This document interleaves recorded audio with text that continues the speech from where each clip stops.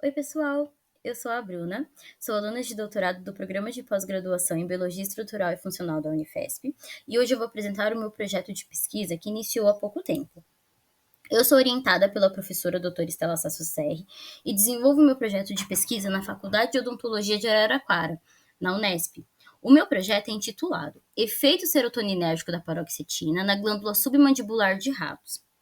Então, as glândulas salivares estão distribuídas por toda a cavidade oral. Juntamente da glândula sublingual e glândula parótida, a glândula submandibular faz uma representação das glândulas salivares maiores. Em roedores, ela está localizada próxima à mandíbula, mas independente se é em roedor ou em humano, a glândula submandibular é responsável por produzir e liberar a saliva para a cavidade oral. Mas como ela faz essa liberação? A glândula submandibular, ela é considerada uma glândula mista, onde ela possui um sistema acinar e um sistema ductal.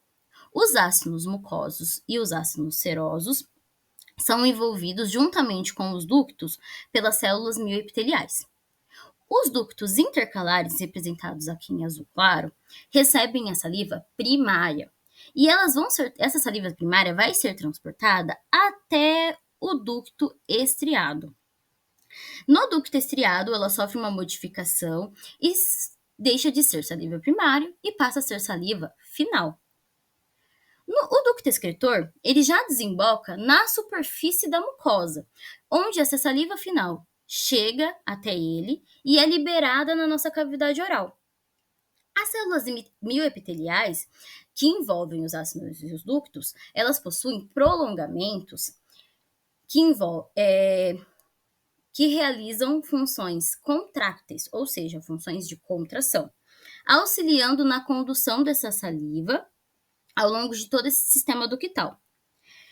Em roedores, esses animais possuem um controle neuronal e hormonal, e em caso de roedores machos, eles vão apresentar um dimorfismo sexual, caracterizando um quarto ducto, que é o GCT, o túbulo convoluto granular, cujas suas células elas vão sendo moduladas por andrógenos. O que são os andrógenos? São hormônios, como, por exemplo, a testosterona. Então, essas células, chamadas de células granulares, elas produzem e armazenam grânulos secretores contendo diversos fatores de crescimento. Um exemplo de fator de crescimento é o EGF, fator de crescimento epidérmico, que é um polipeptídeo que está envolvido na proliferação celular e também no crescimento e diferenciação de alguns órgãos em mamíferos. A composição e a função da saliva é feita por água, glicoproteínas e lipídios, mucinas, amilases, estatinas, alguns compostos inorgânicos como sódio, cloreto, potássio, entre outros. E a função, ela está mais relacionada ao sabor, à digestão, a limpeza e hidratação, proteção dos dentes, também possui ação antibacteriana, fúngica e viral, e auxilia a manter o equilíbrio e a proteção da nossa microbiota oral. A secreção salivar, ela pode ser controlada pelo sistema nervoso autônomo. Então, o nosso sistema parasimpático consegue se ligar a um neurotransmissor chamado acetilcolina, que se liga em receptores muscarínicos, realizando essa ação colinérgica. Ao realizar essa ação, vai ter um estímulo para a secreção salivar. Sabe-se que alguns medicamentos não conseguem interferir nesses receptores. Então, a pessoa vai ter uma redução de alguns efeitos colaterais nas glândulas salivares. Porém, a glândula submandibular também pode sofrer uma ação serotoninérgica, porque a salivação também pode ser estimulada por outro neurotransmissor, a serotonina. Então, a serotonina, ela já foi identificada nas células mioepiteliais dos ductos e dos ácinos. E sabe-se também que diversos medicamentos podem inibir os transportadores de serotonina, que são chamados de SERT. Um exemplo desses medicamentos são os inibidores seletivos da recaptação de serotonina. Então, o SERT, o transportador de serotonina, ele está localizado no neurônio pré-sináptico, na extremidade terminal desse neurônio. E quando o indivíduo tem depressão, esses transportadores, eles conseguem recaptar a serotonina na fenda sináptica. E uma vez que ele recapta esse neurotransmissor, impede a sua ação. Então, os inibidores seletivos da recaptação de serotonina, eles bloqueiam essa recaptação pelo CERT, permitindo um aumento da serotonina na fenda sináptica e alivia os sintomas de depressão. Os inibidores seletivos da recaptação de serotonina, após a pandemia de Covid, foi muito prescrito, eles foram muito prescritos. Por quê? A saúde mental da população foi muito afetada durante e após a pandemia, aumentando casos de depressão. Segundo a Organização Mundial de Saúde, aumentou cerca de 30% casos de depressão.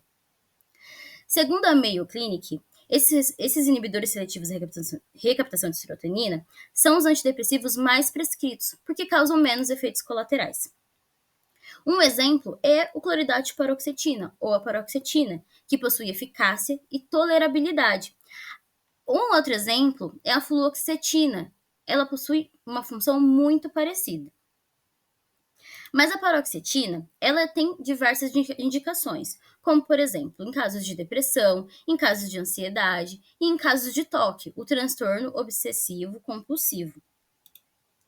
Os antidepressivos, eles podem desencadear diversos efeitos colaterais, cuja intensidade pode variar e não é totalmente perceptível para a gente, até que atinja a nossa corrente sanguínea.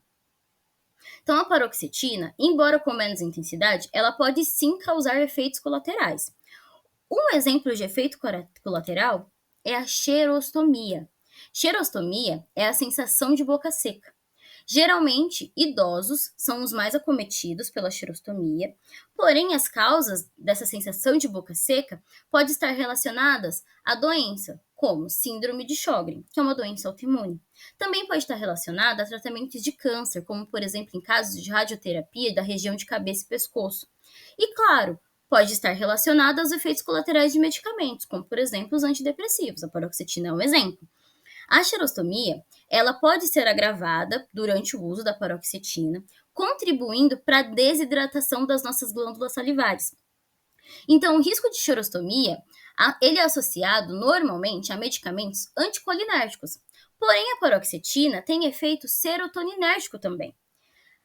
Mas por que ela causa essa sensação de boca seca? Porque quando ela se liga naqueles receptores muscarínicos de maneira fraca a moderada, ela inibe a secreção salivar, causando a boca seca.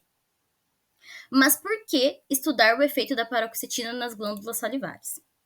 Porque são escassos os estudos sobre o impacto desses antidepressivos, tanto a curto quanto a longo prazo, na integridade e função das glândulas salivares, que são órgãos essenciais para a manutenção da nossa saúde bucal. Diante disso, investigar a patogênese das glândulas salivares que são afetadas por esses tratamentos vai favorecer a compreensão dos mecanismos envolvidos na xerostomia e também é uma forma de desenvolver estratégias terapêuticas para prevenir ou amenizar esses danos. Então, o objetivo do meu trabalho é avaliar o impacto da paroxetina na integridade estrutural e funcional das glândulas submandibulares de ratos, com ênfase nessa ação serotoninérgica nas células glandulares. Então, serão realizadas diversas metodologias para atingir esse objetivo, como, por exemplo, eu vou observar se houve redução ou não do fluxo salivar em ratos após o tratamento durante 35 dias consecutivos com paroxetina pela via oral. Gente, esse foi um resumo do meu projeto. Agradeço a todos que assistiram até aqui. Se ficou com alguma dúvida, deixa aqui nos comentários, curte o vídeo se gostou e compartilhe com seus amigos e familiares. Essa divulgação é muito importante para nós da pós-graduação e especialmente para o nosso programa. Obrigada, tchau, tchau!